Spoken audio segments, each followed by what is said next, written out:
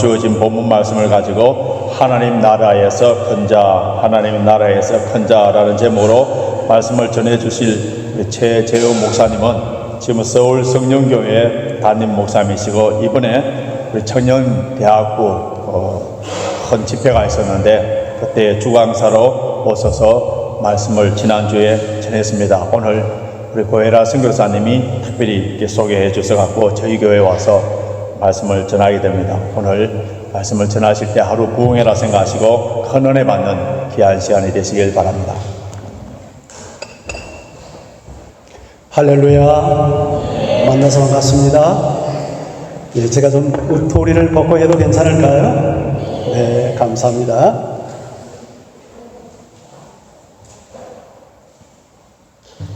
한국에서는 요새 에어컨 없이 못 사는데 영국은 이렇게 에어컨이 없이도 예배 드릴 수 있다는 게 좀 신기하기도 합니다. 지난주에 저는 서울 마포구, 요새 서울의 핫플레이스로 떠오르고 있는 망원동에서 목회하다가 왔습니다. 지난주 우리 웨일즈 지방에서 청년들, 대학생들 중심으로 4일 동안 집회를 했는데 계속해서 잘 알지 못하는 영어 찬송하다가 오늘 한국어 찬송을 하니까 마치 김치찌개 먹는 기분이어서 너무 은혜가 되고 행복하고 좋습니다. 저는 지금까지 이렇게 신앙생활을 하고 목사의 삶을 살면서 이 세상에서 태어나서 가장 큰 복을 받는 것이 저는 예수 믿는 것이라고 믿고 있습니다. 여러분도 동의하시나요? 저는 그게 너무나도 분명합니다. 왜냐하면 우리 집안은 원래는 불교 집안이었어요. 예수가 누군지를 전혀 모르는, 제가 태어난 동네는 교회도 없는 그런 마을에서 태어났고, 저기 작은 아버지가 스님이었습니다. 주보에 보면 제 이름이 최재호로 이렇게 소개되어 있죠. 스님이 지어준 이름입니다. 기분 나빠서 바꿀까 하다가 그대로 그냥 유지하고 있습니다만은, 그러니까 우리가 중간에 예수를 믿다 보니까 예수 믿기 이전과 예수 믿고 난 이후의 BC와 AD의 삶이 확연하게 구분된 것을 저는 체험한 사람으로서 예수 믿는 것이 얼마나 큰 복인지를 압니다. 저는 우리 어머니가 9 형제 자매를 낳았는데 제가 막내예요. 9남매 중에 막내. 별로 놀라지도 않네요. 9남매 징그럽게 많이 낳죠. 근데 이제 제가 태어났을 때 우리 큰형 한 분하고 누님은 이상이 계시지 않아서 어렸을 때 죽었다고 해요. 7남매가 성장을 했어요. 언제부터인지 모르지만 우리 어머니는 술을 드시고 담배를 피우시고, 옛날 왜 노인들 그렇잖아요. 근데 술을 드시면 우십니다. 울어도 그냥 우시는 게 아니고 가슴을 쥐어 뜯으며 울어요. 서방법 없는 년 자식 복도 없어 하면서 가슴을 푹 이렇게 가슴을 쥐어 뜯으면서 화병이 있었을 거예요. 우리 아버지가 속을 되게 세게 했던 거예요. 근데 자식들이 또 속을 세게 했어요. 제가 거짓말 하나도 안 보태고 이야기할게요. 내 위에 형 셋, 누님 셋이 다 속 세게 했어요. 나만 안 세게 했어요. 나까지 그렇게 할 수가 없다. 나는 그래도 어렸을 때부터 초등학교 4학년 때 예수를 믿어서 그래도 믿음 안에 살았기 때문에 우리 부모님 속을 그렇게 많이 새기지 않았는데, 우리 어머니가 이제 우리 동네는 교회도 없었으니까 중간에 예수 믿었다고 그러잖아요.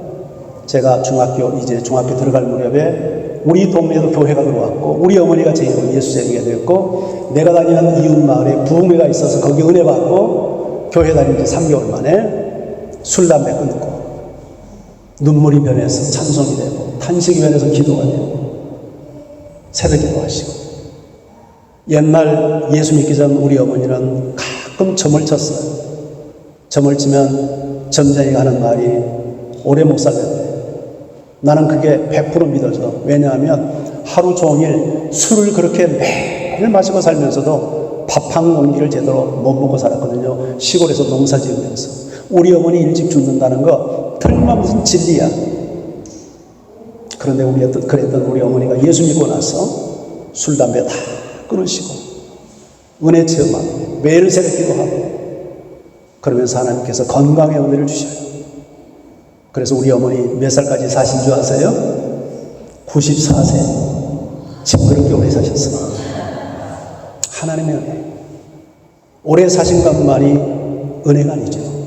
우리 어머니의 삶이 변화되었고 그렇게 속색이었던 우리 자식들 다 변화되고 제후의 형이 장로가 되고 제가 목사가 되고 우리 집안에 피가 그렇게 좋은 피가 아니에요. 종자가 그렇게 좋은 종자가 아니에요. 알아요.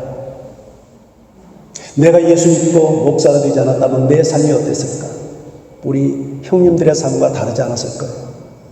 제가 남다르게 살았습니다. 우리 형님들이 걸었던 그 길을 걷지 않았습니다. 왜냐하면 예수님이 내 인생의 구주가 되어주시고 예수님이 내 인생의 주인 된 것을 나는 알았기 때문에 그래서 예수 믿는 것이 얼마나 큰 복인지를 우리 어머님의 삶을 통해서 우리 가문의 삶을 통해서 내 삶을 통해서 저는 경험했어요. 여러분 한 분 한 분이 외국 생활하면서 삶이 얼마나 힘들겠어요? 그러나 예수 믿는 이 한 가지 이유만으로 여러분 충분히 복받는 사람들이에요. 그 대신 확실히 믿어야 돼요. 예수님을 내 인생의 셀리어, 내 인생의 롤드로 그렇게 믿으셔야 돼요. 반드시 그래야만 여러분의 삶이 구원의 삶을 경험하게 될 줄 믿습니다. 예수님의 이름이 무슨 뜻이에요? 구원자예요. 기독교가 무슨 종교예요? 구원의 종교예요. 성경이 무슨 책이에요? 구원의 책이에요. 오늘 읽은 말씀은 예수 믿는 사람이 어떻게 살아야 되는가에 대한 이야기일 수 있어요. 예수님께서 오늘 이런 본문으로 시작이 되죠. 자, 우리 20절 말씀을 다 같이 한번 같이 읽어볼까요? 함께 시작.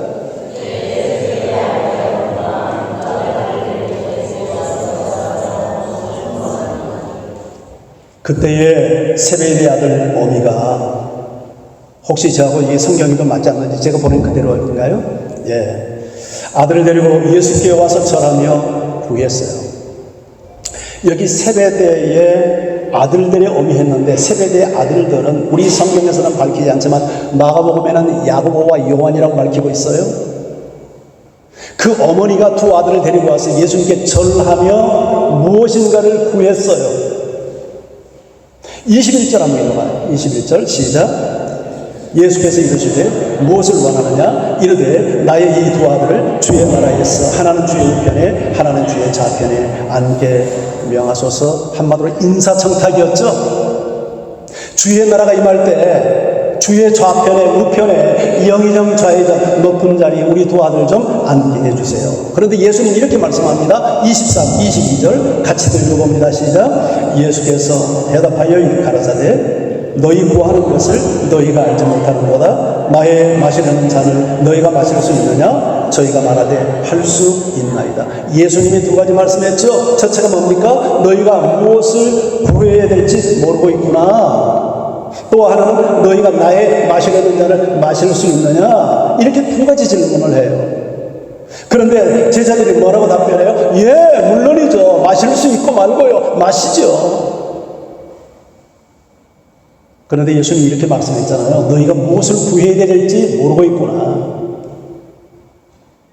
그리고 너희가 마셔야 될 잔이 무엇인지 지금 모르고 말하고 있구나. 그렇게 예수님은 판단하셨어요. 자, 그런데 23절 한번 또 계속해서 읽어볼까요? 23절 시작. 가라사대 너희가 과연 내 잔을 마시려니와 내 좌우편에 앉는 것은 나의 줄 것이 아니라 내 아버지께서 누구를 위하여 예비하셨든지 그들이 얻을 것입니다.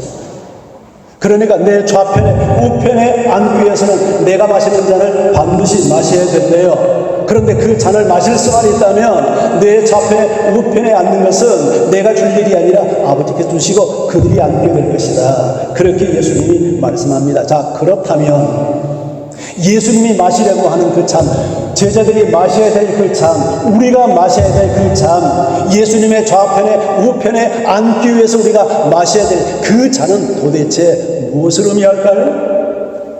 그것을 예수님께서 성경의 잔 이야기를 하십니다. 마태복음 26장 27절 28절 우리 같이 한번 읽어봐요. 시작. 또 시작. 또 잔을 가지사 감사기도 하시고 그들에게 주시며 이르시되 너희가 다 이것을 마시라. 이것은 죄의 사함을 얻게 하려고 많은 사람을 위하여 흘리는 바 나의 피곧 언약의 피니라.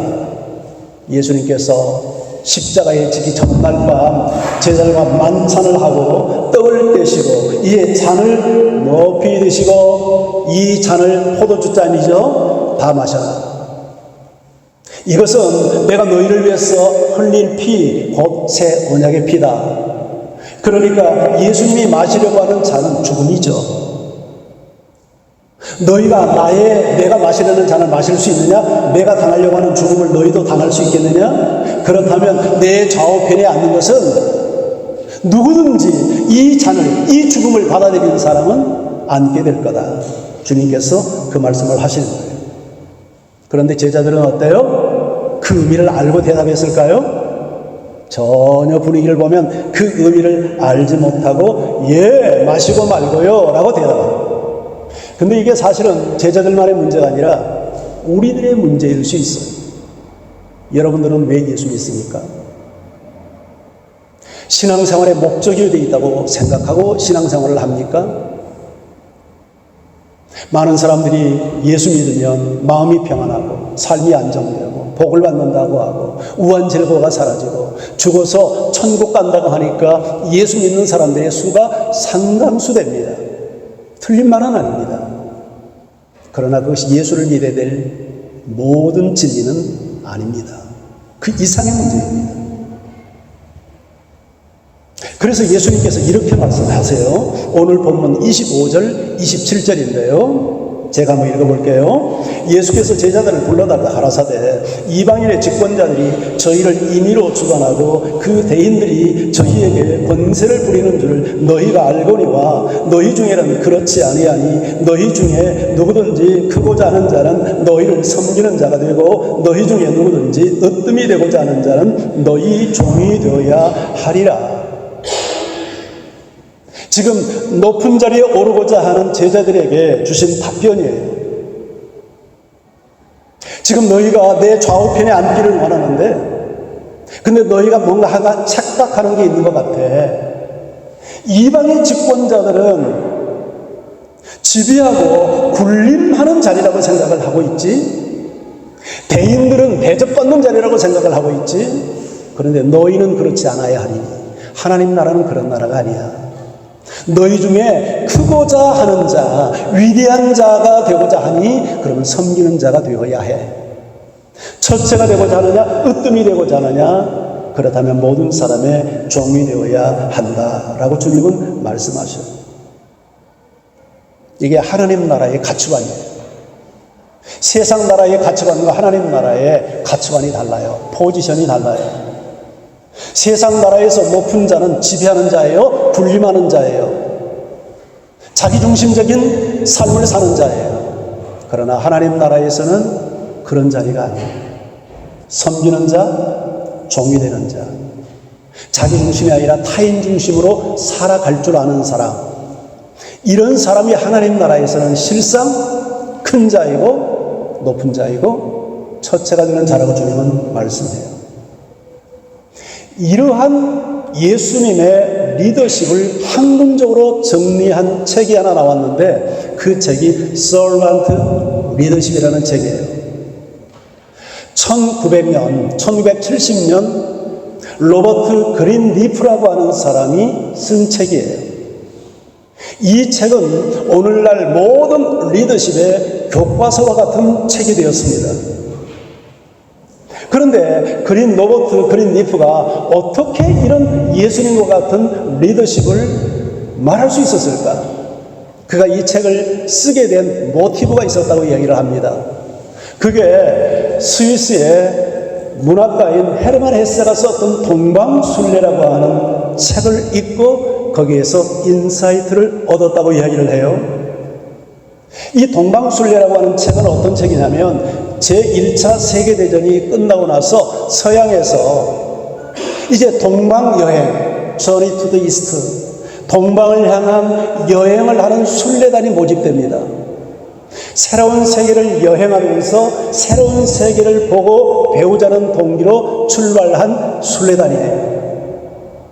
그런데 순례단이라는 게 서양에서 저 동방까지 긴 여정을 여행하는 일은 쉬운 일이 아니죠. 더군다나 오늘날처럼 비행기 타고 승용차 타고 무슨 승하차 타고 다니는 여행이 아니라 거의 도보 여행이잖아요. 그러다 보니까 지칩니다. 병이 들기도 합니다. 예상치 못했던 문제를 만나기도 합니다. 그런데 그런 문제가 있을 때마다 레오라고 하는 사람이 나타나가지고 문제를 해결해 가는 거예요. 지친 사람을 격려하고 뭔가 무거운 짐을 지지 못해서 쓰러진 사람의 짐을 대신 져주고 병든 사람을 간호해주고 또 뭔가 마음이 우울한 사람에게 위로를 해주고 기분이 좀 다운되고 힘들어하면 흥겨운 노래를 불러서 그 분위기를 돋우어주고 이런 일을 그 레오라고 하는 사람이 해요. 그런데 그렇게 여행을 하다가 어느 날 레오가 갑자기 사라져버려요. 아무리 찾아도 레오가 보이지 않으면서 이 순례단은 큰 위기에 봉착하게 됩니다. 이 순례단이 분위기가 완전 순례단이 깨어지는 위기에 놓이게 돼요. 그제서야 순례단은 깨닫습니다. 레오라고 하는 사람이 우리에게 얼마나 소중한 존재였는가. 그런데 나중에 알게 된 사실이지만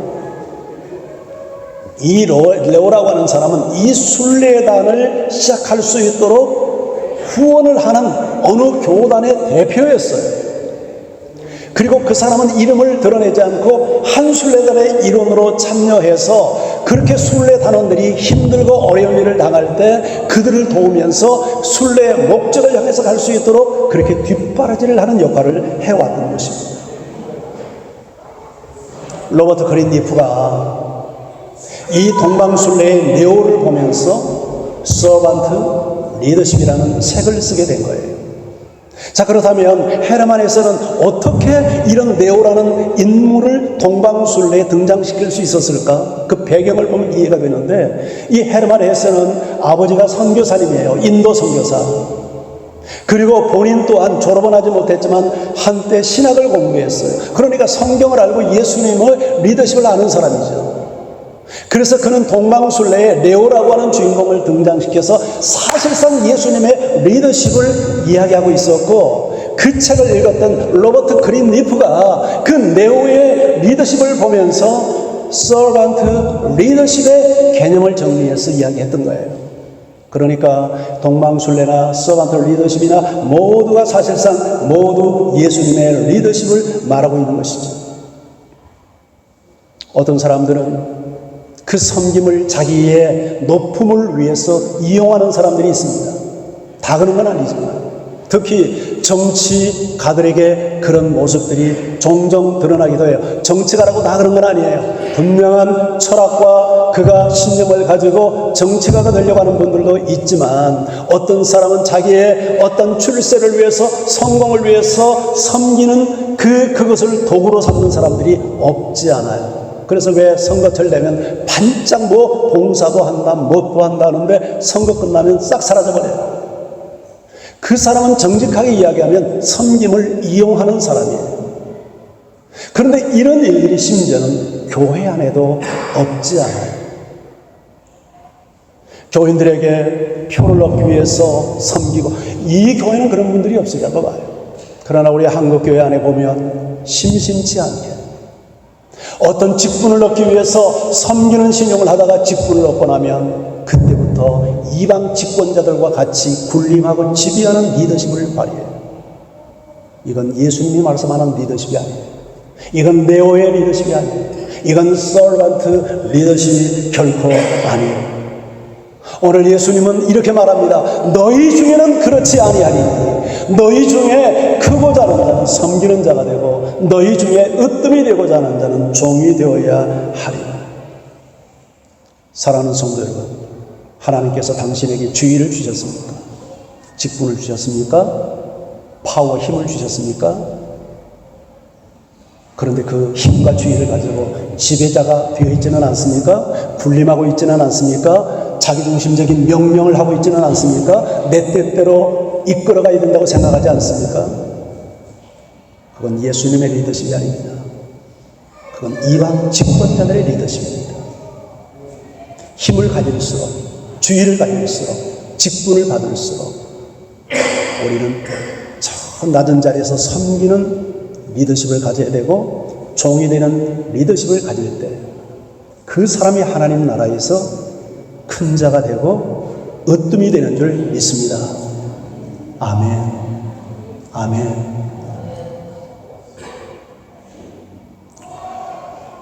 (2017년 12월 10일) 미국 텍사스 주의 달라스에서 BMW 아마추어 마라톤 대회가 있었습니다. 그런데 이때 여성부에서 1위를 했던 사람이 챈들러 셀프라고 하는 정신과 의사였어요. 그런데 이 샌들러 셀프가 달리다가 목적지 결승선 183m를 앞두고 쓰러져 버렸어요. 그런데 그 뒤를 바짝 뒤쫓는 2등이 누구였냐면 아리오나 루터먼이라고 하는 17살 고등학생이었습니다. 2등에게 있어서 1등을 추월할 수 있는 절호의 찬스잖아요. 1등이 쓰러졌으니까. 그런데 누구도 상상하지 못한 행동을 아리오나 루터먼 17살 소녀 여학생이 취합니다. 챈들러를 제껴서 앞서지 않고 쓰러진 이 셀프를 부축해서 일으키는 거예요. 그런데 몇 걸음 또 가다가 쓰러져요. 몇 걸음 또 가다가 쓰러져요. 그때마다 이렇게 부축하면서 격려합니다. 당신은 할 수 있어요. 힘내요. 바로 결승선이 앞이에요. 그러면서 끝까지 이 챈들러 셀프를 부축하며 결승선에 와가지고 먼저 결승선에 터치할 수 있도록 그렇게 돕습니다. 그렇게 해서 이 챈들러 셀프는 2시간 53분 57초로 1등을 해요. 그리고 2위로 아리오나 루터먼이 들어옵니다. 그런데 그 광경을 지켜보고 있는 수많은 관중과 TV로 그 마라톤을 시청하고 있던 모든 시청자들은 1등보다 2등에게 더 놀라운 찬사와 환호를 보냅니다. 그리고 신문들은 일제히 기사를 썼습니다. 1등보다 더 아름다운 2등이었다. 바로 이것이 하나님 나라의 진정한 리더십이 아닐까 하는 생각을 해봅니다. 우리가 영화를 보면 주연이 있습니다. 주연이 역할을 얼마나 잘 하느냐에 따라서 영화의 성패가 달라지고 감동이 달라집니다. 그런데 독립영화도 물론 있지만 어떤 주연도 자기 혼자 감동 있는 아름다운 영화를 만들지 못합니다. 수많은 조연들, 그냥 이름 없이 빛도 없이 한번 스쳐가고 대사만 하고 사라지는 수많은 조연들 배경으로 해서 주연이 드러납니다. 우리의 주연은 예수님입니다. 우리는 다 같이 예수님을 빛내기 위해서 동원된 조연들이죠. 그런데 실상 주연으로 이 땅에 오신 예수님마저도 조연의 삶을 사셨습니다. 오히려 우리 조연들을, 우리들을 섬기는 삶을 사셨습니다. 오늘 우리가 어떻게 하나님 나라에서 큰 자가 될 수 있을까요? 주연이 되려고 하는 것은 이방 집권자들의 가치관입니다. 교회 안에서, 가정에서, 직장에서 이름도 빛도 없이 주연을 빛내기 위해서 살아가는 조연들이 되어 보십시오. 이것이 하나님 나라의 큰 자이고 하나님 나라에서 으뜸이 되는 자의 길이라고 주님은 말씀하셨습니다. 예수님이 아니 그렇게 사셨습니다. 그래서 오늘 마지막 28절은 이렇게 마무리를 하고 있습니다. 자, 28절을 같이 한번 읽어봅니다. 시작. 도리어 섬기려 하고 자기 목숨을 많은 사람의 대속물로 주려 합니다. 인자가 온 것은, 내가 온 것은, 예수님이 온 것은 섬김을 받으려 함이 아니라 도리어 섬기려 하고 자기 목숨, 내 목숨을 많은 사람의 대속물로 주기 위해서 내가 왔노라. 우리 예수님은 섬김을 받아야 될 뿐이지 섬겨야 될 뿐이 분명히 아니에요. 그분은 하나님이니까요. 그런데 예수님이 이 땅에 오셔서 나는 섬김을 받기 위해서 온 게 아니라 섬기러 왔고 도리어 내 목숨을, 내 생명을 많은 사람의 대속물로 내어주기 위해서 왔노라. 우리가 이렇게 살 수 있다면 그 삶은 결코 실패한 삶이 아닐 것입니다. 후회하는 삶이 아닐 것입니다. 보람이 있고 행복이 있고 어쩌면 내 삶은 풍성한 삶이었다고 우리 모두 고백하게 될 것입니다. 세상 사람들의 가치관처럼 높임을 받고 대접을 받고 지배하고 군림하고 명령하면서 살면 이 땅 위에서는 떵떵거리고 살지 몰라도 우리가 적어도 크리스찬으로서 하나님의 심판 앞에 서서 내 삶을 어떻게 살아왔는지 평가받아야 된다는 그 입장에서 쓸 때 그렇게 살면 두려울 겁니다. 공허해질 겁니다. 그러나 이 땅에 사는 동안 오늘 예수님이 걸었던 그 길을 나도 묵묵히 뒤따르면서 섬기며 살고 종이 되어 살고 지배자가 아니라 지배당하며 산다면 오히려 내 삶은 헛되지 않았어. 보람이 있었어. 의미 있었어. 많은 사람이 나로 인해서 행복하고 치유될 수 있었다면 나는 참 의미 있는 삶을 살았어. 그렇게 우리는 고백하게 될 것입니다. 세계 최고의 대학이 영국에도 옥스퍼드, 캠브리지가 있지만 미국에도 하버드, 예일이 있잖아요. 나는 이번에 하버드가 영국 사람이었다는 걸 처음 알았네요. 여기 가니까 하버드가 세례받았던 교회당이 있더라고요. 그 대학에서 학생들을 가르쳤던 나우엔이라고 하는 교수가 교수직을 내려놓고 저 캐나다에 있는 장애를 가진 형제 자매들을 섬기기 위해서 그 공동체에 들어갑니다. 그래서 휠체어를 끌어주고 밥을 먹여주고 목욕을 시키고 이야기를 들려주고 그런 사역을 해요. 교수직을 내려놓고.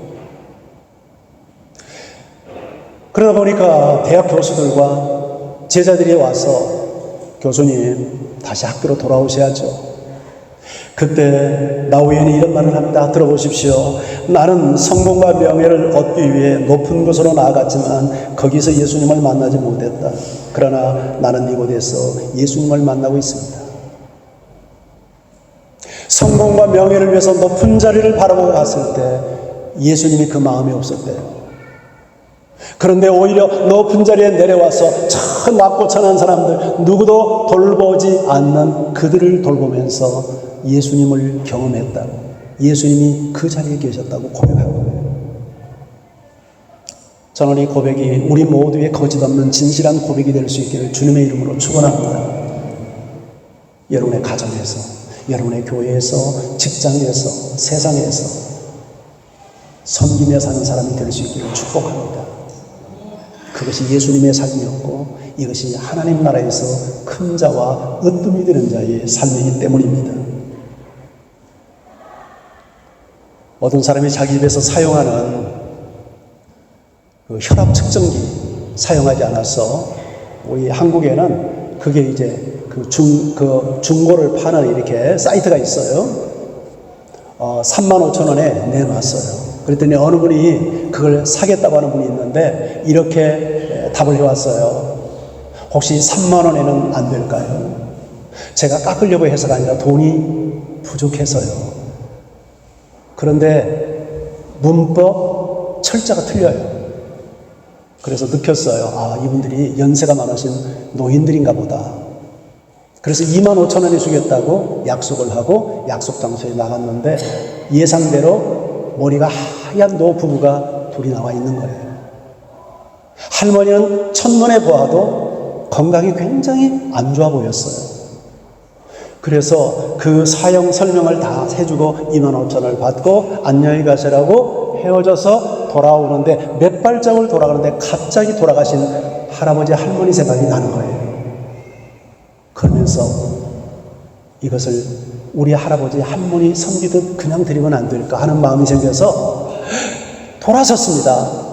이보세요 할아버지, 잠깐만 계세요. 달려가가지고 할아버지 할머니, 제가 이거 그냥 드리고 싶어요. 아니라고 손사래치를 치니까 아니라고. 제가 우리 할아버지 할머니 생각이 나서 할아버지 할머니 섬기는 마음으로 그냥 드릴 테니까 사양하지 마시고 받으시라고 억지로 25,000원을 손에 드리고 돌아왔다는 내용의 글이었어요.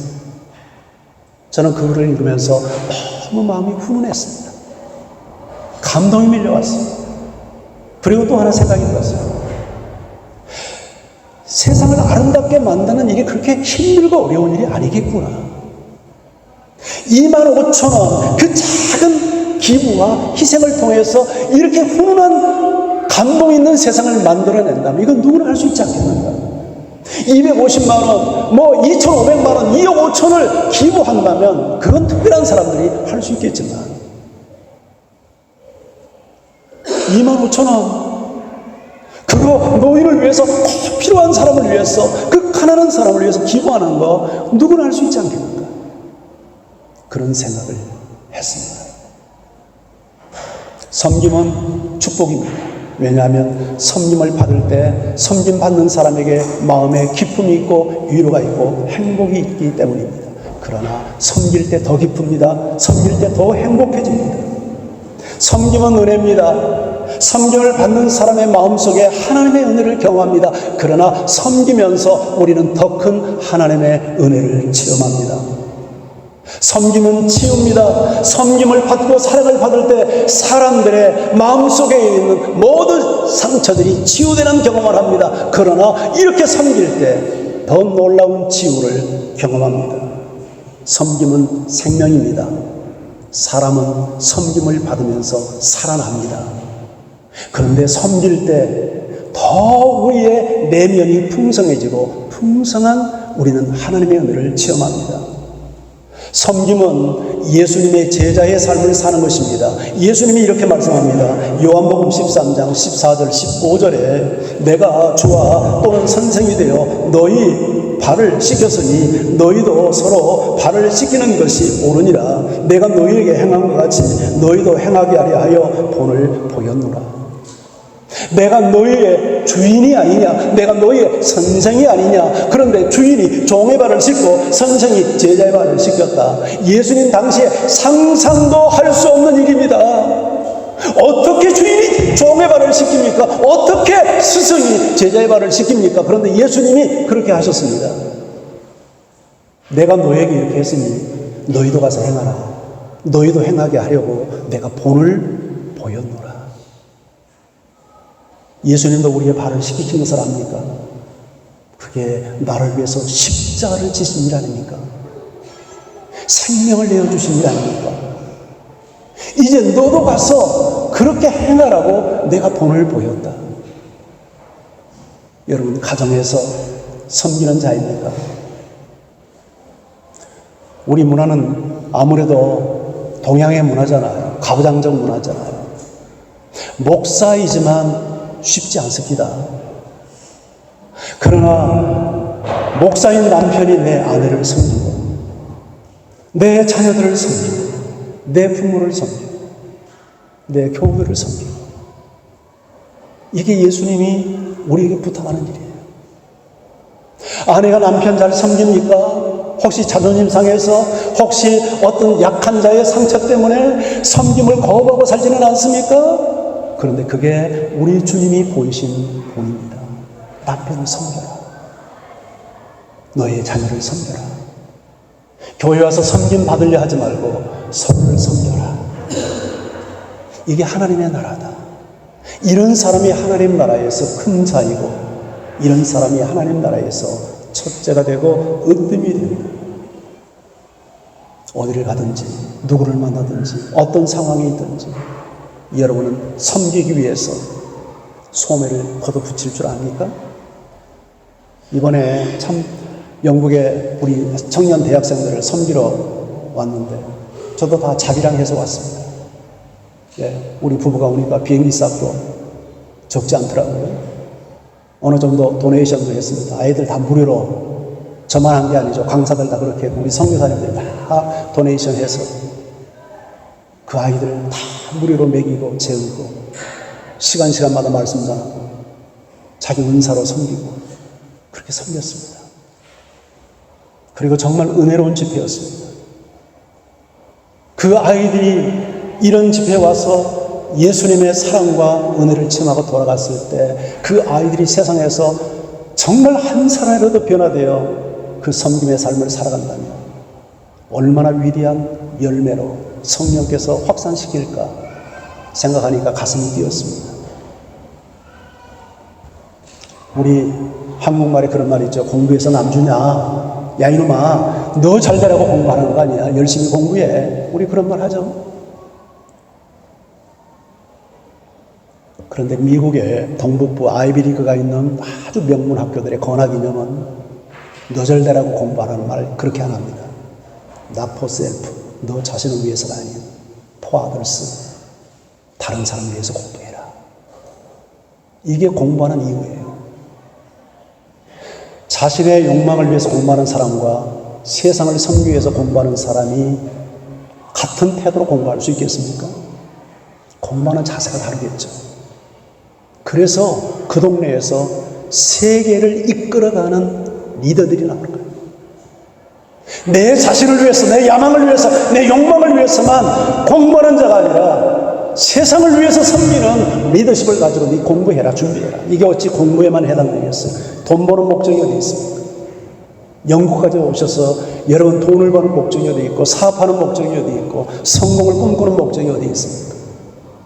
돈 벌어서 노후생활 안정되고 행복한 삶 살고 여행 다니고 어디 가서 뭐 먹었다고 SNS 올리고. 요새 청년들의 그게 로망이잖아요. 병든 사상입니다. 우리 동네가 제가 핫플레이스라고 내가 소개했죠. 먹는 걸로 핫플레이스.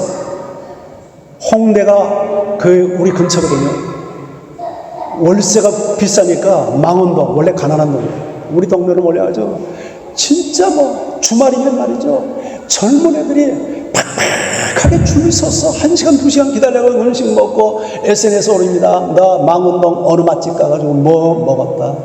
이게 지금 청년들의 이게 가치관이고 이게 삶이에요. 걔네들은 그게 좋은 것인 줄 알지만 인생을 다 살고 인생을 관조하는 이제 이 은퇴를 앞둔 목사의 눈에는 그게 서글프게 보이는 거예요. 젊은 애들이 저렇게 살면 안 되는데, 젊은 애들이 저렇게 살면 안 되는데 그게 좋아 보이지 않을까?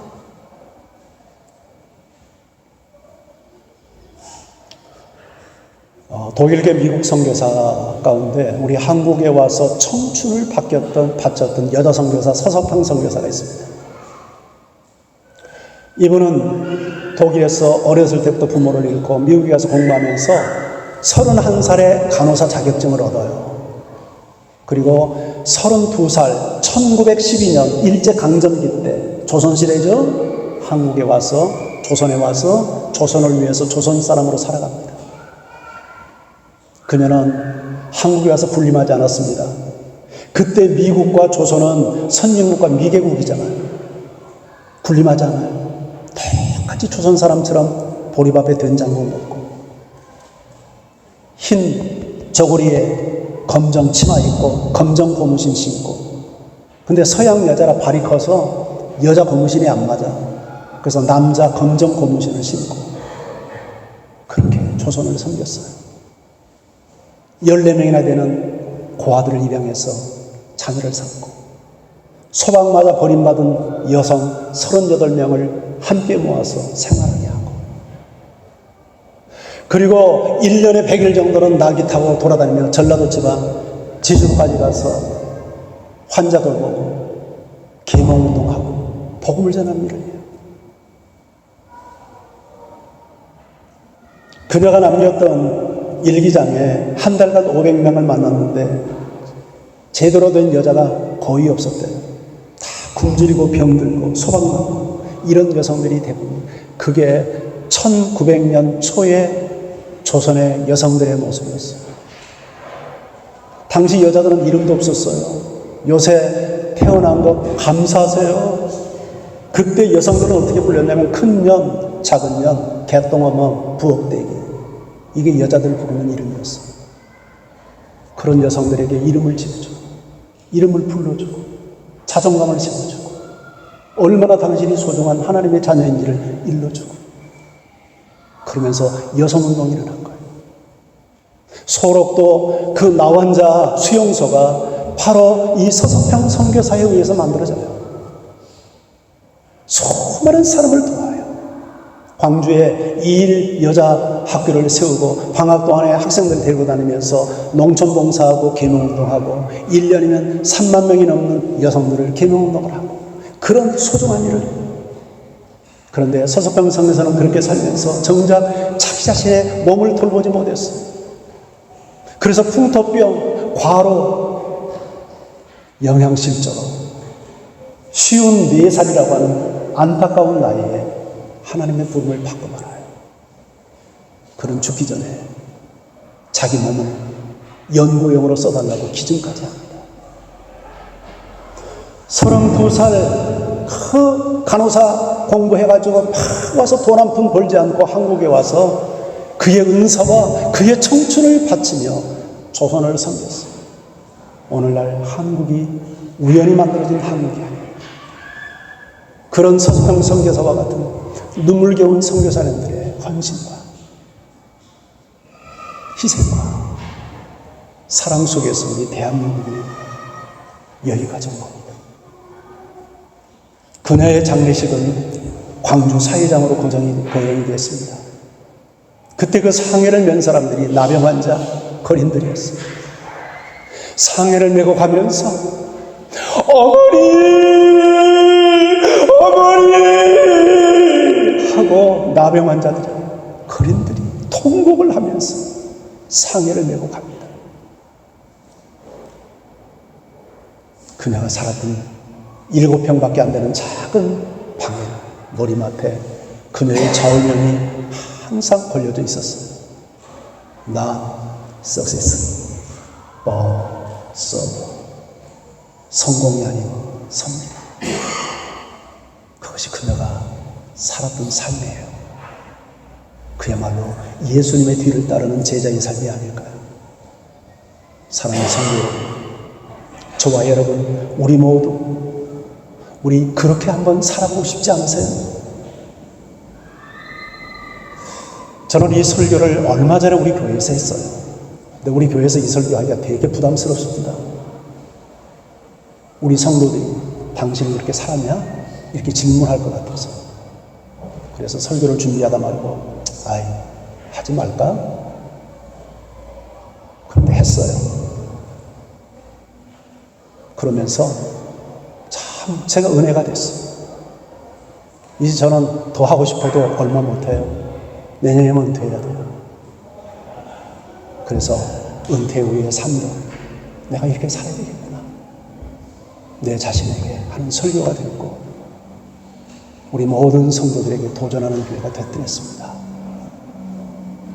여러분 한 분 한 분이 지배하고 군림하는 자가 아니라 이 교회 안에서도 가정에서도 직장에서도 섬기는 자가 되는데 여러분 한 사람 때문에 교회가 새로워지고 가정이 새로워지고 직장이 새로워지고 세상이 변화되고 영국이 변화되고 열감이 달라지는 그런 은혜를 우리 주께서 우리에게 허락하실 줄 믿습니다. 오늘 이 은혜가 여러분과 함께하리라 주 예수 그리스도의 이름으로 축복합니다.